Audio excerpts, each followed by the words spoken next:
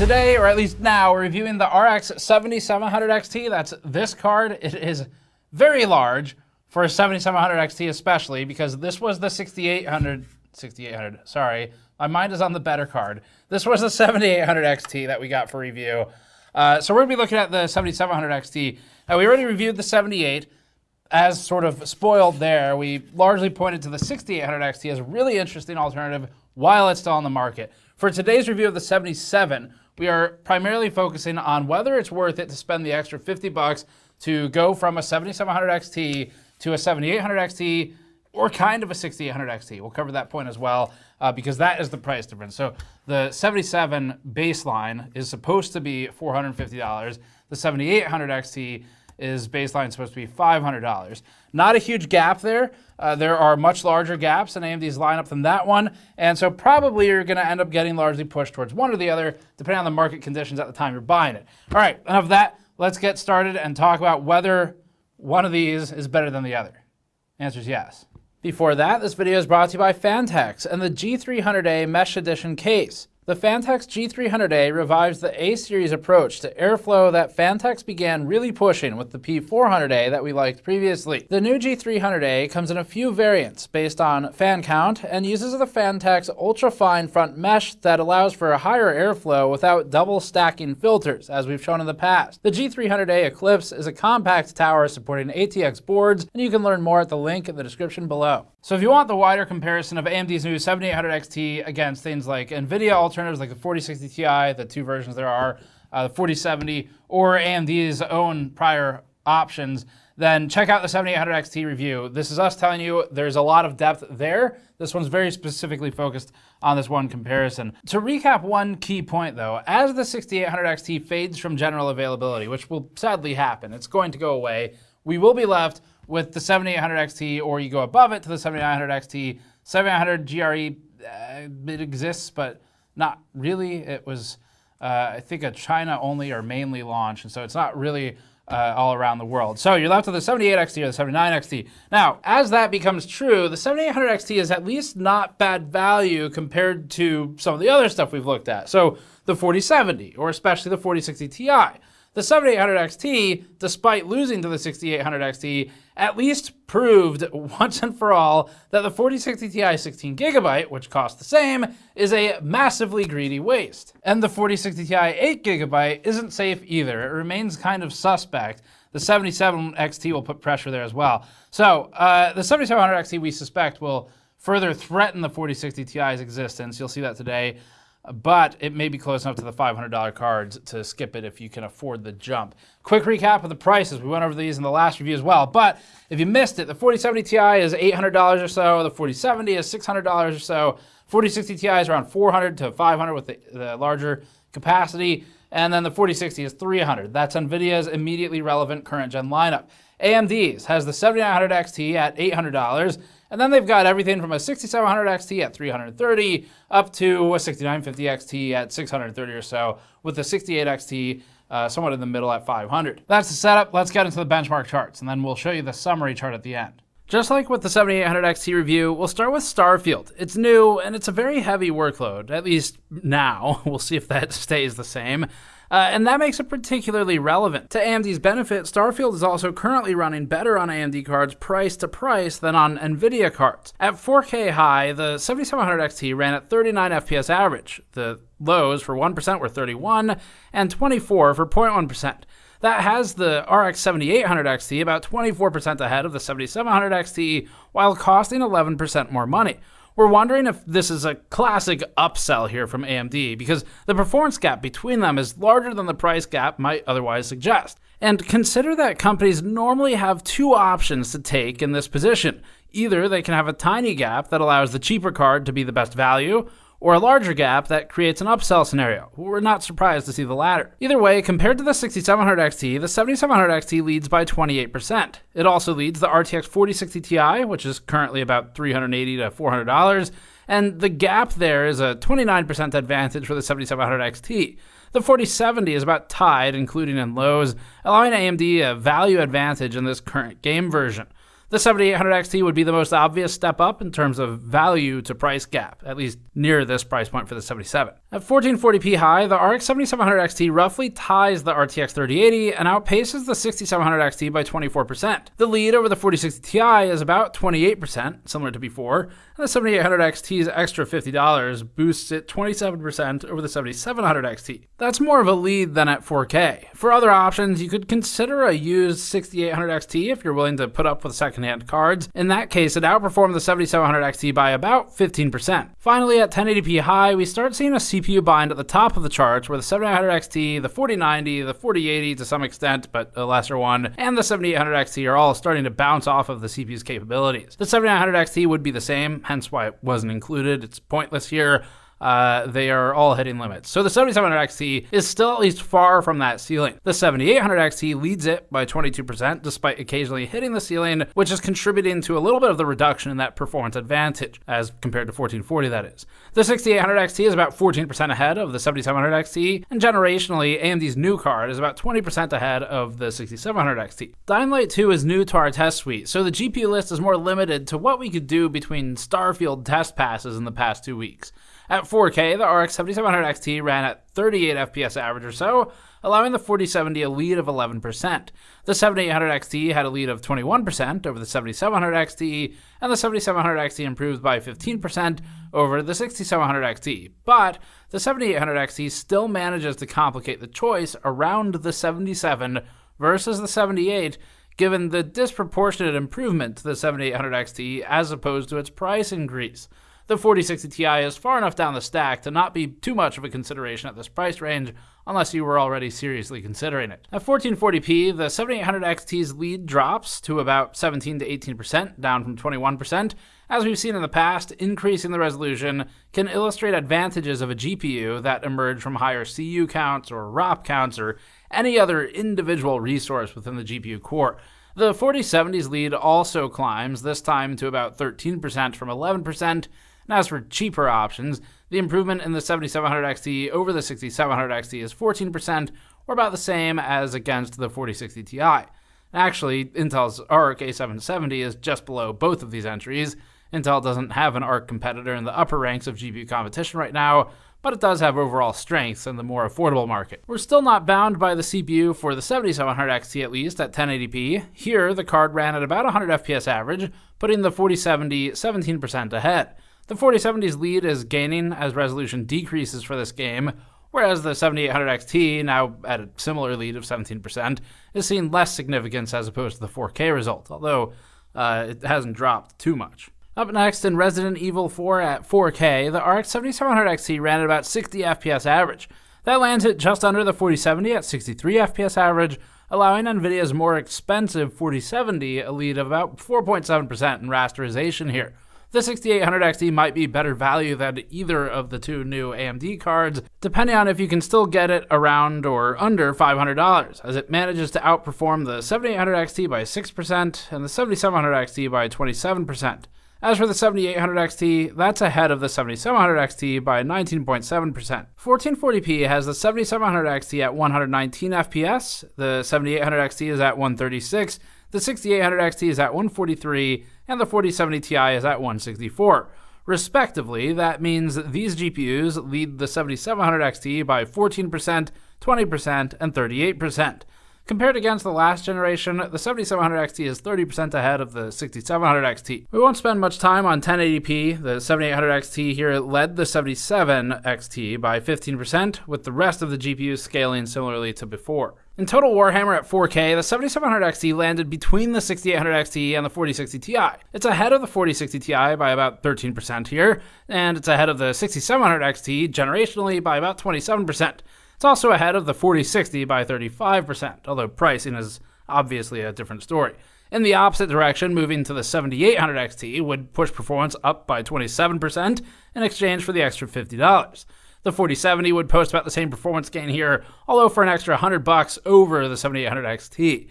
AMD definitely positioned these two to force a hard choice between them. At 1440p, the RX 7700 XT ran at 96 FPS average, allowing the 7800 XT to establish an advantage of 20%. That's not as much as 4K, so for at least this game, the 7800 XT has a disproportional benefit at the higher resolution. We'll need to pay attention to see if that continues in other games. Compared to other cards, the 7700 XT leads the 4060 Ti by 20% as well, with the lead over the last gen 6700 XT at about 27%. Higher end options could increase performance by 43%, moving to the 4070 Ti, and 66% at the 7900 XT level. At 1080p for this game, we're most interested in the scaling against the 7800 XT. The higher end option ran at 177 FPS average, leading the 7700 XT by 16%. That's another reduction against what we saw at 4K and 1440p, so the lead diminishes and becomes less significant as resolution decreases. That'll be, again, important to keep in mind as we continue forward. For other comparisons, the scaling is more similar. The lead over the 6700 XT remains about 27%, with the lead over the 4060 Ti at about 18%, so not much has changed here. In Tomb Raider at 4K, the RX 7700 XT's 74 FPS average has the 7800 XT 25% ahead. It's pretty consistent with some of the previous games. Compared to the $400 4060 Ti 8GB, the lead is 12% by the 7700 XT, or 37% as compared to the 4060, but for 50% more money. At 1440p, the RX 7800 XT leads the 7700 XT by 17%. That's not nearly as good as we saw at 4K, and it also matches some of the previous scaling reduction as resolution falls. This is one of the more interesting stories emerging from this particular review. The 7800 XT is often disproportionately more interesting as an alternative as your interest in the higher resolution gaming increases. As for other comparisons, the 7700 XT leads the 4060 Ti by just 11% here. The lead over the last gen 6700 XT was 13%. At 1080p, the 7800 XT only leads the 7700 XT by 10%, making it appear much less worth the $50. Part of that increase is because we're approaching a CPU bind around 240 FPS average or so. So some spikes are truncated, but part of it is because of the already shown reduction in advantage alongside reduction in resolution. In Horizon Zero Dawn, the 7800 XT is back to its 26% lead when at 4K at 85 FPS average to 67 FPS average. Lows are proportional here as well, so nothing exciting different there. The 7700 XT is capable of 4K gaming in some scenarios, like this one, and as for its generational improvement, we saw a 19% improvement over the 6700 XT. The 4060 Ti sticks close to its prior gap, where the 7700 XT holds a 14% lead. At 1440p, the 7700 XT runs at 133 FPS average against the 7800 XT's 162 FPS average, establishing a lead for the 7800 XT at 22%. That's a reduction of about 4 percentage points compared to the 4K test, so the pattern is emerging here as well. In Final Fantasy at 4K, the 7700 XT runs at 68.9 FPS average, putting it close to the old 1080 Ti and about 7% ahead of the 6700 XT, or similar ahead of the 4060 Ti. The 7800 XT leads the 7700 XT by 23% here, similar to many of the other games now. Ray trace testing is up next. We're keeping it really brief this time just because we have so many other charts in this one, and we want to add some ray trace testing for some of the new games we've added to the suite. But just to do some basics, starting with F122 with RT on, we found the 7700 XT to run at 29 FPS average without using any type of upscaling. Purely in the comparative, that has both the 6800 XT and the 7800 XT about 11% ahead. The 4070 is now 17% ahead, so as usual in the past, we see NVIDIA showing some more relative capability in its RT performance specifically. The same shows up for the 4060 Ti, which closes the gap to 8% here. Let's move to a more playable resolution. At 1440p, the 7700 XT runs at 57.6 FPS average. It's still 8% ahead of the 4060 Ti, with the 7800 XT 9% ahead and the 4070 still 17% ahead. Tomb Raider at 4K with ray tracing is next. These results aren't comparable to the earlier Tomb Raider results because it has RT now. The RX 7700 XT ran at 40 FPS average here. All we really care about is the percent scaling relative to other cards, so the 78 XT was 29% ahead here, with the 6800 XT about the same. The RTX 4070 expanded its lead to 36% in this title, with the 4060 Ti not too distant. At 1440p, the 7700 XT moved to 81 FPS average, reducing the 7800 XT's lead to 18% and the 4070's to 29%. Power consumption is up now. The RX 7700 XT that we have consumes more power than our RX 7800 XT. That's a difference of model. The 7800 XT we have is a reference model from AMD, whereas our 7700 XT is an XFX unit with higher clocks and an increased power target. The 7700 XT from XFX ends up at 268 watts or 308 when overclocked. That's considerably less efficient, even at stock, than the 7800 XT reference model, especially given the lower performance in exchange for more power. This is where we have the new charts. So in the 7800 XT review, we showed some simple summary comparison charts with percent scaling. The goal of those is to look at average FPS as a simple measure and put all the bars on the chart for all the different games we tested and show you what the sort of snapshot is of the percent uplift from card A versus card B. A percentage math can be unintentionally misleading, like a lot of statistics figures you can use. And that's because as you calculate percentages in two different directions, positive and negative, they can kind of diverge, and one might sound better or worse than it would if you used all one direction. Unfortunately, in a head-to-head comparison where two products are close to each other, you're always going to have some positive, some negative. So we try to represent the cards in a way where it's generally a positive uplift percent calculation we're doing, and then where they do mix and match, you'll have some negatives. But as you approach 0 for the difference, that becomes less relevant. All right, so for the 7700 XT, we made a simple chart to show its position against the 7800 XT. Generally speaking, moving to the 7800 XT from the 7700 XT would boost you by 20 to 30% at 4K, or 10 to 20% at 1080p, plus or minus a bit. Final Fantasy at 1080p here will show no difference. It's not because there isn't a difference between the cards, but because that scenario is limited by other components and can't show the differences between these cards with the test platform. $500 is about 11% more money than $450, if you want to look at it that way. So gaining in the 20s to 30% more performance seems like, in a vacuum of these two cards only, a good trade. If you can afford the extra $50, we do think it's better value to step up to the 7800 XT. What's even better value, though, would be stepping up to the 6800 XT, which is currently about the same price. We'll briefly show you our 7800 XT to 6800 XT chart summary from the last review.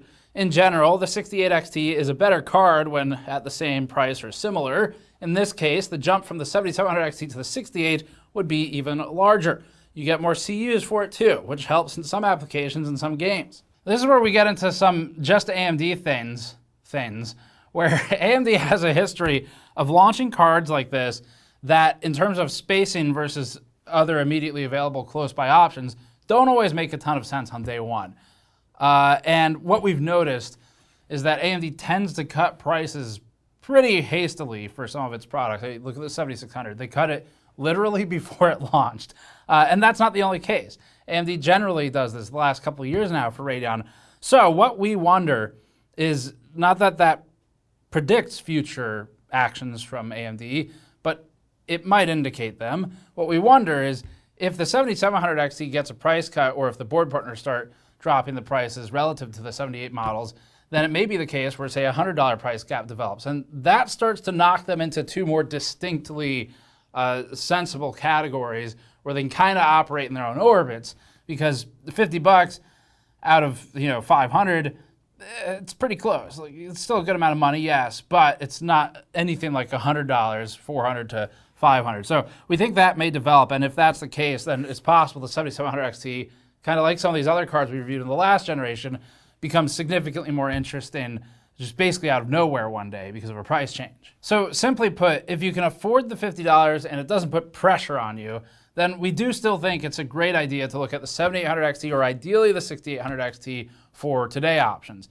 If you're okay with used, like we said in the last review, we've been looking more at used cards lately. The pricing's pretty impressive. If you are willing to put up with the chance that you might get screwed or end up with something that is showing its age a little more than other brand new cards would, then used could be a great way to save a lot of money at this point and get something like a 6800 XT. One of our viewers actually in our 7800 XT review commented that they had purchased a 6800 XT for $400, and it was used from what I understand. And that is phenomenal pricing for back in whenever they bought it in May or March.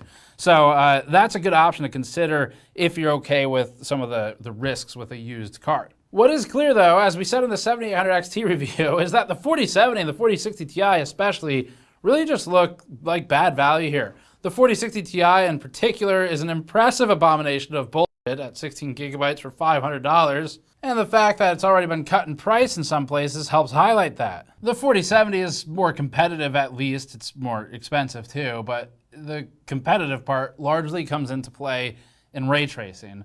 Rasterization, AMD is actually pretty competitive for the price against modern GPUs, ignoring all history in the past that dictates sort of value expectations. So strictly speaking, for the 77XT, it does come across as an upsell to the 7800 XT or the 6800 XT. It may make more sense as prices diverge. But that's it for this review. Thank you for watching. As always, subscribe for more. If you want to support our reviews like this one, you can go to patreon.com/gamersnexus to throw us a few bucks, or you can go to store.gamersnexus.net to grab our brand new GN15 15-year anniversary PC building mod mat that's on the store. Thanks for watching. We'll see you all next time.